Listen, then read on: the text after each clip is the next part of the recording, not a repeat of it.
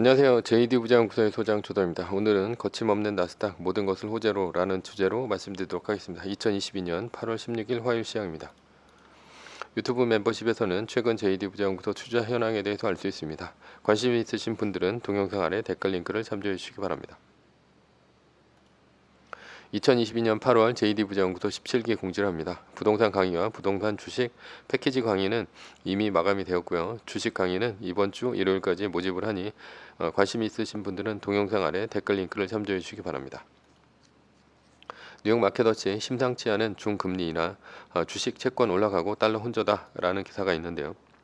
어제는 나스닥이 0.62%, S&P 500 지수가 0.40%, 다우존스 지수가 0.45% 상승하며 3대 지수 모두 상승했습니다. 메인 뉴스입니다. 거침없는 나스닥 모든 것을 호재로. 어제 발표된 중국의 7월 산업 생산과 소비 판매, 도시 지역 고정자산 투자 등 모두가 시장의 예상치를 대폭 하회했습니다. 따라서 어제 낮에 나스닥 선물은 하락세로 기고 있었습니다. 게다가 뉴욕 연은 엠파이어 스테이트 제조업 지수가 마이너스 31.3을 기록하며 지난달보다 크게 낮아지자 경기 침체 우려로 나스닥 선물은 개장 전까지 좋지 않았습니다. 그러나 중국에서 금리를 낮추며 경기 부양 의지를 보여줬죠. 게다가 중국의 경기 지표 하강이 나쁜 것만은 아니라는 것이 시장의 생각이었습니다. 왜냐하면 연준이 지금까지 이렇게 세게 금리를 올릴 수 있는 것은 인플레이션 때문인데, 만약에 중국의 경기 지표가 안 좋게 나오면 결국 중국의 소비가 줄어들 것이고 그로 인해 유가를 비롯한 원자재 가격이 하락이 시작될 것이다. 그러니 인플레이션은 정점을 치고 떨어질 것이기 때문에 연준이 금리를 올해 말까지 올리고 내년부터는 유지하거나 하락시킬 것이라는 것이 긍정적인 주가의 전망이었고요. 이것을 통해 주가를 결국 끌어올렸다, 이렇게 볼 수 있습니다.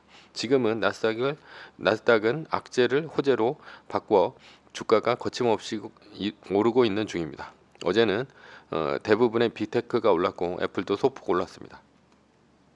2022년 6월 16일 나스닥이 마이너스 4%를 찍은 후 두 달 플러스 1일이 되는 8월 17일 한국 시간으로 목요일 새벽 5시입니다. 그때가 되면 매뉴얼상 공황은 끝이 납니다. 따라서 8월 17일 이후에는 리밸런싱에 들어갑니다. 리밸런싱은 전고점 대비 2.5% 떨어질 때마다 10%씩 파는 것이고요. 만약 나스닥 마이너스 3%가 뜨면 애플의 최고점인 182.01달러에서 떨어진 비율대로 팔고 이후 말뚝박기에 들어가는 것입니다. 이렇게 리밸런싱과 말뚝박기로 시장에 대응해야 합니다. 리밸런싱과 말뚝박기를 매뉴얼로 하면 절대 망할 일은 없죠. 아직은 시장이 또다시 바닥으로 꼬라박을 것이란 예상도 있기 때문이죠. 그러나 우리는 예상으로 투자하지 않습니다. 시장의 주가에 대응합니다. 결론입니다. 우리는 예측이 아닌 시장에 대응하는 것이 자산을 지키는 것임을 이번 인플레이션 사태로 알았을 것입니다. 이 점을 절대 잊지 말아야 할 것입니다. 서브 이슈입니다. 인플레이션을 이기는 방법. 앞으로 인플레이션 시대가 올 것입니다. 2001년 이후 시대를 세 가지로 나눠보면 이렇습니다. 2001년에서 2008년까지는 디스인플레이션 시대, 2008년에서 2022년까지는 디플레이션 시대, 2022년 이후는 인플레이션 시대가 펼쳐질 것으로 보입니다. 2001년 이전의 시대는 어떤 시대입니까? 당연히 인플레이션 시대죠. 그러니 2008년에서 2022년까지의 디플레이션 시대가 굉장히 특별했던 시기였을 것입니다. 그렇다면 시간의 순서대로 왜 이렇게 시대의 흐름이 가게 될 것인가에 대해서 한번 알아보도록 하겠습니다. 2001년에서 2008년 디스인플레이션 시대입니다. 디스인플레이션은 물가는 상승하지만 그 상승률이 지속적으로 낮아지는 현상을 말합니다. 왜 디스인플레이션의 시대였을까? 중국이 2001년에 WTO에 가입을 했습니다. 따라서 세계 공장 중국이 전 세계로 디플레이션을 수출을 했죠. 2001년 이전까지 인플레이션이 극심했지만 중국이 세계 무역에 뛰어든 이후 인플레이션은 주춤해졌습니다. 중국의 저렴한 인건비로 물건을 만들어 세계에 뿌려대니 공산품의 가격은 이전보다 훨씬 저렴해진 것입니다. 게다가 중국은 막대한 수출로 벌어들인 달러를 국내에 풀 경우 인플레이션이 일어날 것을 두려워해 미국의 국채를 대규모로 매입하기 시작했습니다. 그러자 미국의 10년물 국채 가격이 오르고 수익률이 떨어졌습니다. 당시 미국 10년물 국채금리는 2%대까지 떨어졌는데요. 이때 미국의 10년물 국채금리와 연동된 주택담보대출의 금리가 자연스럽게 떨어졌습니다. 금리가 떨어지면 미국의 주택가격이 오릅니다. 한국도 이때 재건축 재개발 붐이 일면서 2008년도 금융위기 이전까지 주택시장에 호황이 있었습니다. 그래서 그린스펀의 수수께끼라는 말이 생겨났습니다. 연준이 주택 가격의 상승을 막기 위해 금리를 올려도 중국 때문에 금리가 낮아지는 현상을 말하죠. 연준이 금리를 올려도 3개월물, 2년물 정도의 단기 금리에만 영향을 줄 뿐입니다. 미국의 10년물 국채 금리 같은 장기 금리는 시장에서 결정됩니다. 그런데 중국이 미국채 10년물을 집중적으로 사면서 미국의 주택담보대출 금리를 저금리로 왜곡시켰던 것입니다. 그러니 월가에서는 CDO와 같은 파생 상품을 만들어 주택시장 상승에 배팅을 했죠. 그러나 주택 가격이 급락하며 2008년 금융위기가 터졌습니다. 2008년 금융위기는 낮은 국채금리와 투기적 금융이 만들어낸 위기다, 이렇게 얘기할 수 있습니다. 2008년에서 2022년까지는 디플레이션 시대입니다. 디플레이션이란 물가가 하락하는 것을 말하죠. 2008년도 금융위기가 터지자 연준은 양적 완화와 제로금리로 경기를 살려보려고 노력했습니다. 그러나 한번 꺼진 수요는 좀처럼 살아나지 않았습니다. 따라서 지속적으로 물가가 낮아지는 디플레이션 시대가 열렸던 것입니다. 2008년 금융위기로 전 세계가 침체에 빠진 것입니다. 유럽과 일본은 마이너스 금리까지 갔으나 소비 수요는 회복되지 않았습니다. 중국의 싼 공산품과 세계의 자유무역 기조, 그리고 미국의 인터넷 기업들의 기술 혁신이 시너지를 발휘해 물가는 낮아졌습니다. 게다가 연준은 소비 회복을 시키려고 제로금리와 양적 완화 정책을 펴고 있었으니 주가는 뛸 수밖에 없었습니다. 미국과 중국 등의 인터넷 기업들은 이러한 환경에서 주가가 천문학적으로 오르기 시작했습니다. 애플의 스마트폰으로 시작된 인터넷 혁명 때문이죠. 미국의 수출은 떨어졌고 중국의 내수 소비가 살아나지 않자 중국은 인프라 투자를 통해 내수를 살리려고 했습니다. 중국은 부동산 붐이 일어났고 이로 인해 엄청난 부채, 회사채가 쌓이기 시작했는데요. 중국이 인프라 투자로 세계를 구했지만 회사채는 300%에 이를 정도로 위험해지기 시작했습니다. 미국은 트럼프 대통령 당선으로 중국을 적으로 규정했고 미중 무역 전쟁이 시작되었습니다. 그리고 미국은 중국과의 디커플링이 시작되었죠. 미국은 중국을 첨단 산업의 공급망에서 제외시키기를 원했습니다. 다국적 기업들이 생산 기지를 베트남 등으로 옮기기 시작했죠. 마지막으로 세 번째, 2022년 이후 인플레이션 시대가 열렸습니다. 2022년 공급 측 인플레이션이 발생했습니다.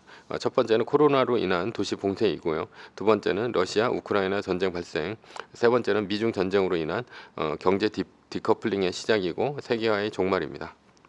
첫 번째는 코로나로 인한 도시 봉쇄인데요. 2020년에 발생한 코로나는 세계적으로 퍼지기 시작했습니다. 이에 대응해 중국은 제로 코로나 정책을 쓰기 시작합니다. 제로 코로나 정책이란 코로나 환자가 퍼지기 시작하면 상하이 같은 대도시도 봉쇄를 하는 전략입니다. 이런 전략을 쓰는 이유는 시진핑의 3연임 때문인데요. 그동안 중국의 공산당은 시진핑의 큰 업적으로 코로나를 잘 통제했다는 것을 홍보했습니다. 그러나 오미크론 변이 이후 코로나의 전염력이 강해졌습니다. 따라서 mRNA 백신을 안 맞은 중국이 취약해졌고요. 이대로 놔두면 중국은 모자라는 병상과 의료 인력으로 인해 중환자가 천문학적으로 늘 수밖에 없습니다. 중국 공산당은 중국이 패닉에 빠질 것을 두려워해 제로 코로나 정책을 쓴 것입니다. 그 여파로 중국의 공장에 셧다운을 했고 제조업의 가동 능력이 떨어졌습니다. 그리고 도시와 도시 간의 물류가 장애를 입으면서 중국발 물류 대란이 터졌습니다. 중국의 물건은 해외로 나갈 수 없어 세계는 유례없는 물가 폭등이 일어납니다. 두 번째는 러시아와 우크라이나 전쟁 발생인데요. 러시아 우크라이나 침공으로 인해 서방은 러시아를 제재하기 시작했습니다. 러시아 제재로 러시아산 천연가스를 비롯해 원자재 가격이 상승했고요. 게다가 우크라이나 러시아가 곡창지대인 만큼 곡물 가격까지 뛰었습니다. 세 번째는 미중 전쟁으로 인한 경제 디커플링의 시작이고요. 세계화의 종말입니다. 트럼프 대통령 때부터 시작된 미중 전쟁은 바이든으로 바뀌고도 계속되었습니다. 미국은 대놓고 중국을 서플라이 체인에서 제외시키려고 하고 있죠. 대표적인 것이 반도체와 전기차인데요. 반도체는 치포 동맹으로 전기차는 중국을 밸류 체인에서 아예 제외시키려고 하고 있습니다. 전기차 밸류 체인에서 중국 배제 미 야심의 완성차 업계는 초비상이라는 기사가 있는데요. 미국은 이번 법안에서 중국에서 만든 배터리에는 보조금을 주지 않기로 했습니다. 이러면 중국에서 만들어진 배터리를 쓰는 전기차는 미국으로 수출이 막힙니다. 지포동맹의 의도도 미국에서 막대한 보조금을 받고 공장을 지은 기업은 중국의 공장을 업그레이드 할 수 없습니다. 자연스럽게 중국에는 첨단 반도체가 들어갈 수 없으며, 만약 반도체가 들어가려면 미국의 허가가 있어야 합니다. 반도체는 미사일, 인공위성 등에 쓰이는 국방 전략 물자입니다. 따라서 중국을 반도체 공급 체인에서 배제하겠다는 의도이고, 향후 미중 전쟁까지 대비한 포석입니다. 이 세 가지 때문에 물가는 오르고 있습니다. 이 세 가지가 의미하는 바는 공급 측 인플레이션과 세계화가 끝났다는 얘기입니다. 물가가 오르자 연준은 저금리 정책에서 탈피하기 시작했습니다. 금리를 올려 수요를 죽이고 물가를 잡겠다는 의도입니다. 연준의 고금리 정책의 영향으로 주가는 하락을 했고요. 따라서 주가는 저금리 정책으로 인한 꾸준한 주가 상승의 시대가 마감된 것으로 보입니다. 그렇다면 인플레이션 시대에 어떻게 대응해야 하는가? 첫 번째는 부동산보다는 주식입니다. 부동산보다 주식을 투자해야 합니다. 왜냐하면 금리 상승기에는 주식, 부동산 모두 가격이 하락합니다. 시중의 유동성이 줄어드니 당연한 결과인데요. 다만 주식보다는 부동산이 유동성이 축소되는 것에 대한 대응이 힘들다는 점입니다. 단독 기사인데 주담대 70%가 변동금리, 금리 뛸 땐 영끌적 휘청이라는 기사가 있는데요. 우리나라 부동산은 고정금리보다는 변동금리의 비율이 70%로 압도적으로 높습니다. 변동금리는 금리가 올라가는 인플레이션 상황에서는 1년마다 부동산 대출을 연장해야 하는데요. 따라서 1년마다 부동산 가격이 떨어질 수 있다는 점입니다. 부동산 가격이 떨어지면 대출 연장 시점에서 이자가 올라갑니다. 게다가 떨어진 부동산의 가격을 반영해 대출금을 일시 상환해야 합니다. 일시에 수억 원을 갚아야 하는 것이죠. 어려운 시기에 수억 원이 어디 있습니까? 그러나 부동산은 가격이 떨어진 때에는 또 팔리지는 않습니다. 따라서 부동산을 경매로 넘겨야 하는 최악의 경우까지 일어날 수 있습니다. 주식담보대출을 하지 말라는 이유가 주식 가격이 떨어지면 반대 매매 당하기 때문인데요. 부동산도 마찬가지의 경우입니다. 결국 부동산은 재테크가 아니라 오히려 한순간에 망할 수 있는 것이죠. 두 번째는 국내 주식보다는 해외 주식, 해외 주식에서도 미국 주식입니다. 인플레이션은 물가가 올라가는 것입니다. 각국 중앙은행은 물가가 올라가면 금리를 올리게 마련입니다. 그러나 모든 중앙은행이 금리를 올리지는 않습니다. 일본, 중국처럼 오히려 금리를 떨어뜨리기도 합니다. 왜냐하면 자국 내 소비 수요가 떨어져 내수가 망가지니까 오히려 경기 부양을 해야 하기 때문이죠. 이러면 해외 투자자가 빠져나갑니다. 해외 투자자는 일본의 엔화, 중국의 위안화를 팔고 달러를 바꿔서 나가는데요. 이러면 엔화, 위안화의 가치는 떨어집니다. 한국도 예외는 아닙니다. 한국의 중앙은행이 금리를 올린다 하더라도 해외 투자자는 빠져나갑니다. 왜냐하면 한국과 미국이 같은 금리를 올려도 미국에 투자하는 것이 더 안전하기 때문입니다. 인플레이션 시기에는 원화의 가치도 떨어집니다. 환율이 오른다는 것이죠. 국내 주식 투자는 양쪽으로 안 좋습니다. 해외 투자자가 국내 주식을 팔아 자금을 빼내갑니다. 따라서 국내 주식이 빠지죠. 해외 투자자가 달러 환전으로 환율도 상승하니 원화를 들고 있는 것이 손해입니다. 그러니 더블로 수익률이 떨어집니다. 게다가 한국은 인플레이션에 취약한 나라입니다. 한국은 모든 원자재를 수입합니다. 따라서 석유, 곡물 등 국제 원자재 가격이 올라가면 물가가 쉽게 오릅니다. 그러나 애플, 코카콜라, 맥도날드와 같은 브랜드 기업이 드물어서 오른 원자재 가격을 소비자에게 전가하기가 힘듭니다. 따라서 인플레이션 상황에서 영업이익이 줄어들며 어닝 쇼크 때문에 주가가 빠질 위험이 높습니다. 반대로 해외 주식, 특히 미국 주식에 투자한 투자자는 더블로 좋습니다. 연준이 금리를 올려 주식이 급락할 수 있죠. 그렇지만 해외 투자자들이 달러를 사면서 환율이 상승해 달러를 가지고 있으면 환차익 때문에 좋습니다. 게다가 해외 투자자들이 채권 주식을 매입하면 세계 어느 나라보다 주식이 오를 때 가장 빨리 오릅니다. 이렇게 미국이 인플레이션에 강한 이유는 무엇입니까? 미국은 강한 소비 수요가 있습니다. 미국은 소비가 꺾이면 세계 공황이 오죠. 따라서 미국의 소비는 웬만해서는 꺾이지 않습니다. 미국은 막대한 무역 적자가 항상 있는 곳입니다. 그래야 달러가 전 세계에 퍼지고 그로 인해서 세계의 GDP가 올라갑니다. 기축통화국인 달리 기축통화국이 아닙니다. 미국은 항상 돈을 풉니다. 두 번째는 미국은 원자재가 많은 나라입니다. 석유, 가스 등 원자재가 없는 것이 없습니다. 따라서 미국은 수출을 하지 않아도 되는 나라입니다. 미국의 가스터미널 폭발 때문에 미국의 천연가스가 유럽으로 수출이 안 되는 경우가 있었는데요. 그러자 미국은 가스 가격이 떨어지고 유럽은 가스 가격이 폭등했습니다. 막대한 천연가스가 미국 내에 머무르니 오히려 가스 가격이 떨어진 것이죠. 그러나 천연가스를 주로 수입하는 유럽은 가스 가격이 올라가며 물가가 올랐습니다. 이것만 봐도 공급발 인플레이션에 미국이 강한 것을 알 수 있습니다. 우리는 우리의 인플레이션 대응 방법은 무엇입니까? 부동산보다는 주식을 하는 것이죠.